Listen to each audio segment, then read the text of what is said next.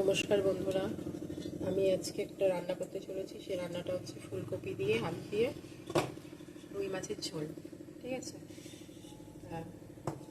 আমি আগে ফুলকপি আর আলু ভেজে রেখেছি, আর এখানে লাগবে কালো জিরে, শুকনো লঙ্কা, টমেটো, পেঁয়াজ, আর এখানে মিক্সিতে তোমার আদা, জিরে, একটু রসুন, অল্প কটা লঙ্কা পেস্ট করে রেখেছি। ঠিক আছে, প্রথমে আমি রুই মাছগুলোকে ভেজে নেব।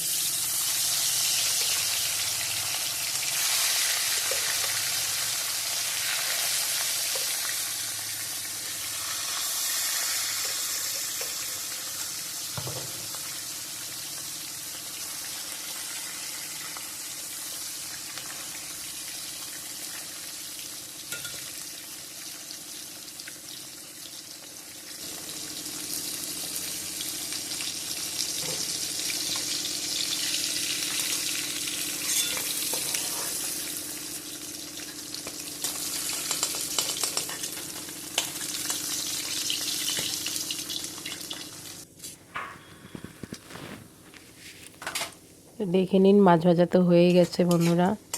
এবার কড়াইয়ের মধ্যে আমি একটু কালো জিরে আর শুকনো লঙ্কা দিয়ে দিলাম তেলের মধ্যে। তারপরে চলে গেল টমেটো আর পেঁয়াজ।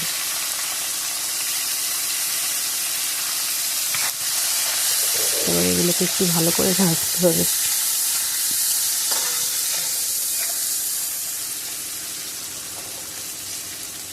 টমেটোগুলোকে আমি খুন্তি দিয়ে একটু কেটে দিলাম। পেঁয়াজটাকেও একটু নেড়ে নিচ্ছি।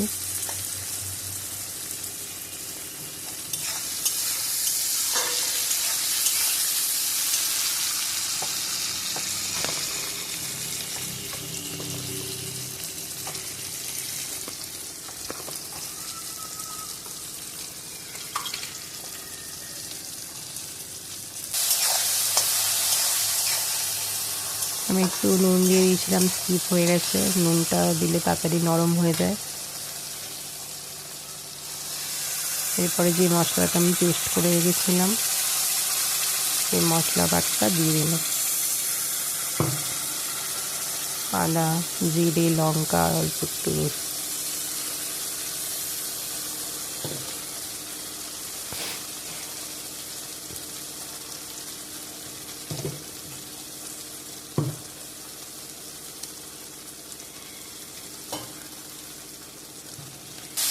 এই সময় আঁচটা একটু কমিয়ে ভালো করে কষাতে হবে। ওর মধ্যে হলুদ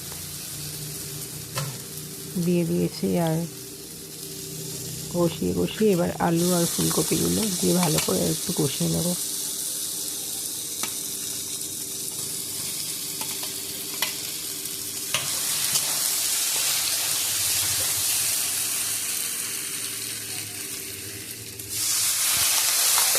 এবার মশলা দেওয়া যে জলটা সেটা একটু দিয়ে দিলাম।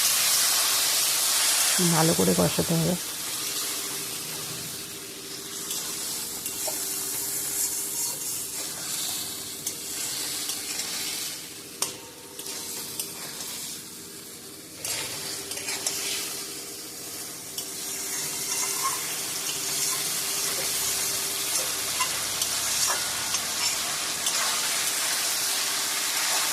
শীতকালে বেশ ভালোই লাগে ফুলকপি দিয়ে আলু দিয়ে মাছের রুই মাছের ঝোল, যে কোনো মাছেরই আইটেম ভালো লাগে। আপনারাও এরকমভাবে খেয়ে দেখবেন, আশা করি ভালোই লাগবে।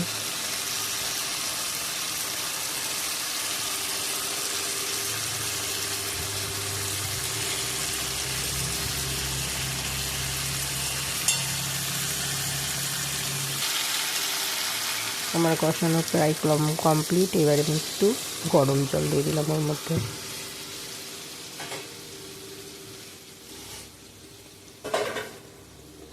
বন্ধুরা একটু কষ্ট করে দেখবেন, ক্যামেরা ধরা ঠিক মতোই নেই বলে হাতে ধরে একরকম, এক হাতে ক্যামেরা এক হাতে রান্না, একটু অসুবিধাই হচ্ছে।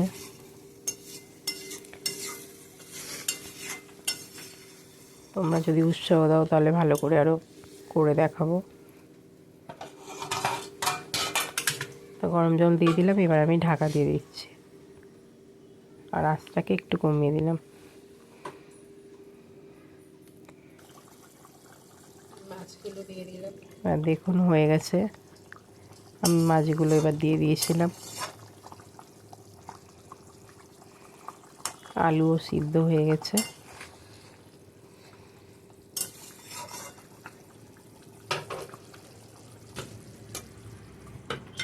আর একটুখানি চাপা দিয়ে দিলাম।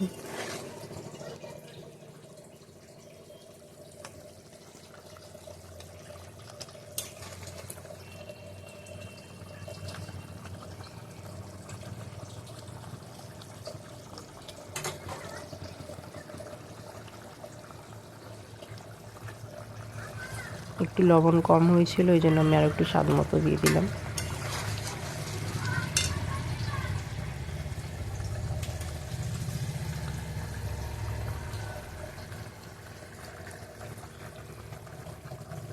এবার সব থেকে যেটা না দিলেই নয়, ধনেপাতা। ধনেপাতা দিয়ে অলমোস্ট রান্নাটা আমার রেডি।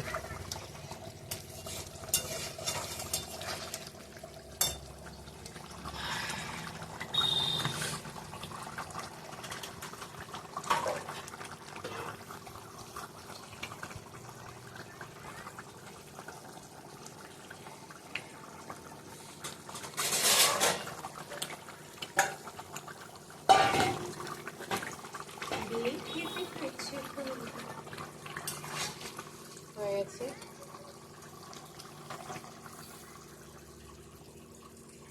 হয়ে গেছে, আমি গ্যাস বন্ধ করে দিলাম।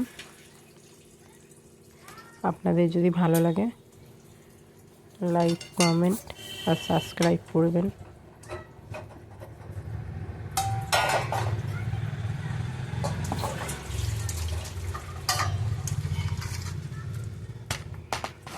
গেল।